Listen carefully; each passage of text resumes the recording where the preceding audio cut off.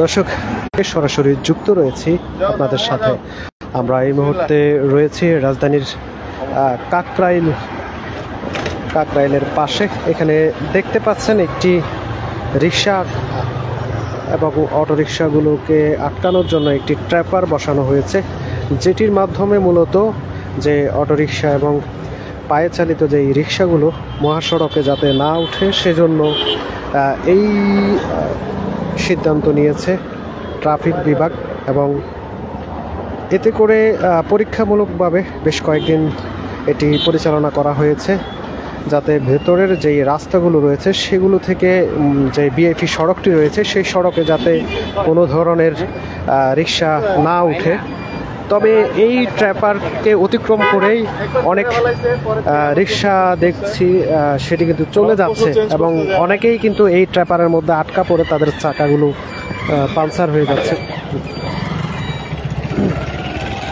অনেকের চাকাগুলো পাংচার হয়ে যাচ্ছে এবং তারা অনেকে ক্ষোভ প্রকাশ করছেন যে এই জায়গাতে কেন এত নিয়ম করা হলো। তো সেক্ষেত্রে আমরা ট্রাফিকের যারা রয়েছে, ট্রাফিক বিভাগের যারা রয়েছে তারা যেমনটি জানিয়েছেন যে আসলে এটি একটি ভিআইপি সড়ক, এখানে পরীক্ষামূলকভাবে এই কার্যক্রম শুরু করা হয়েছে, যাতে করে যেই মহাসড়কটি রয়েছে সেই সড়কে যাতে রিক্সা বা অটোরিকশা গিয়ে যাতে জটলা সৃষ্টি করতে না পারে, সেই জন্যই মূলত এই উদ্যোগ গ্রহণ করা হয়েছে।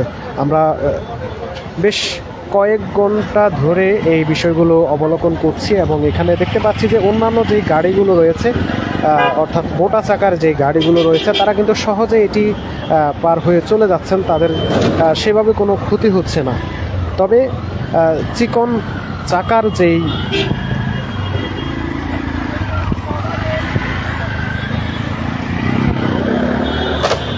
গাড়িগুলো রয়েছে সেগুলো কিন্তু এই ট্র্যাপারের মধ্যে আটকা পড়ছেন এবং তারা কিন্তু এই সড়কটি পার হতে গিয়ে তাদের যে চাকা রয়েছে সেই চাকাগুলো কিন্তু পাংচার হয়ে যাচ্ছে। আমরা সেই বিষয়গুলো দেখতে পাচ্ছি। আপনাদেরকে একটু যদি দেখানোর চেষ্টা করি, যেই ট্র্যাপারের ভেতরেই চিকন চিকন করে লোহার যেই অংশ দেয়া হয়েছে, এখানেই মূলত চাকাগুলো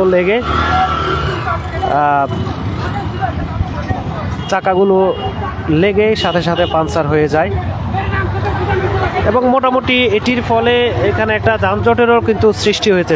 যেহেতু সহজে গাড়িগুলো যেতে পারে না, সেক্ষেত্রে এখানে একটা যানজটেরও কিন্তু সৃষ্টি হয়, যেহেতু এখানে আশপাশে বেশ কয়েকটি শিক্ষা প্রতিষ্ঠান রয়েছে এবং একেবারে ভিআইপি সড়কের পাশেই কিন্তু এই ট্র্যাপারটি বসানো হয়েছিল।